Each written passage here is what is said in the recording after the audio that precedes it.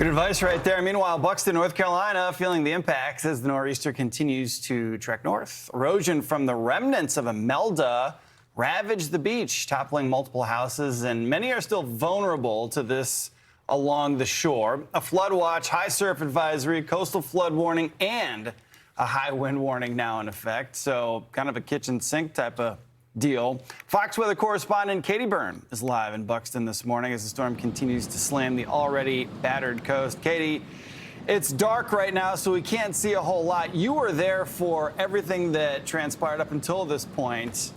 I'm sure the residents that you talked to before are probably still on edge as of right now, as this nor'easter is on the way, knocking on the front door.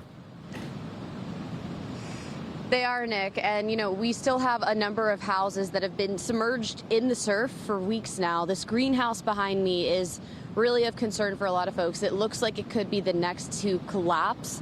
It's buckled even more since we were here yesterday. You can't see much of it now, but there's decks on the side where you can tell that they have just totally been ripped apart by this water. We are especially watching the tide cycles here. A lot of people in the neighborhood come out and take a look at the ocean front when we hit high tide each day, because that's when we've seen a lot of the collapses happen here. Just last week, we had 9 houses fall here in Buxton, and there was 1 in Rodanthe, but 9 total. 8 of them were in this town, and a lot of those collapses happened around high tide. We had big waves coming through, lashing up to on top of the pilings of these homes. Then the pilings just gave way and the houses collapsed. Now that we have this nor'easter moving through, I think people are concerned that we could see more fall. I will tell you, last night we had a really good amount of rain and wind ahead of this. It was keeping me up last night. I could hear that rain pounding outside my window, and we're getting a bit of a break in those conditions now, which I was surprised by. I thought we were just going to be in it once it started up yesterday, so I think this is good, but we are going to approach high tide again today around 11:30 noon. That's when a lot of people are especially concerned, and it's not only the fact that more houses could fall. This is an area that also dealt with a ton of coastal flooding when those houses collapsed. School was actually canceled for multiple days because of it, and as we know, there's only one road in and out of this community, North Carolina's Highway 12.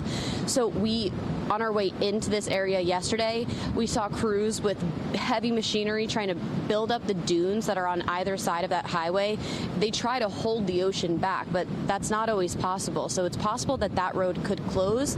A lot of people who live here are preparing to get stuck, but that's something they say they do during hurricane season too. So it's up to them. There aren't any evacuation warnings or anything like that right now, but the local residents definitely warned us that if we're staying on the island, prepare to be here for a few days in case that road shuts down. So we'll be riding it out with them potentially, but we'll definitely be here today and bring you the latest on these conditions that are supposed to really directly impact us today. So it should get interesting once the sun gets up. I'll be able to share a little bit more about all of what we're seeing behind me here, but I mean, there's at least 10 houses that are compromised. The pilings are broken, and we're watching them just kind of continue to deteriorate with these waves, just keep getting rougher and battering this coastline.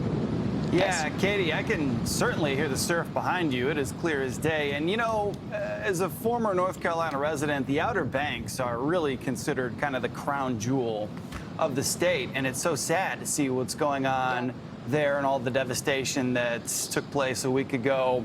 Highway 12, known for flooding out, especially near the S-curves around Rodanthe.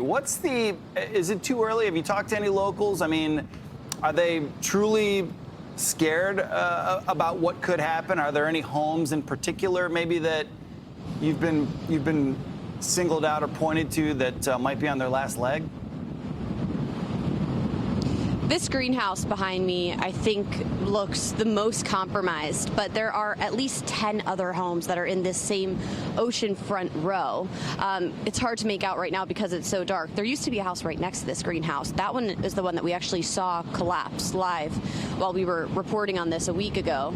And then there were 8 homes total that were in this row that have fallen. So the ones that are left, pretty much all of them are at risk of falling. Every day, local residents come out around high tide to see how they fare and if they're able to hold out for one more tide cycle. And everyone kind of has their eyes on a couple in particular, this green one that once the sun is up, you guys, I mean, the deck on the side of it has just totally caved into itself. So this one is not looking good, unfortunately. And we actually have spoken with the owner of this house. She lives in Virginia. She is heartbroken. She can't look away at the situation. And a lot of people this week that own these homes actually had contractors come out and put up new brace pilings to help the houses hopefully make it through this nor'easter. So there's new brace pilings on this house behind me and a number of others too.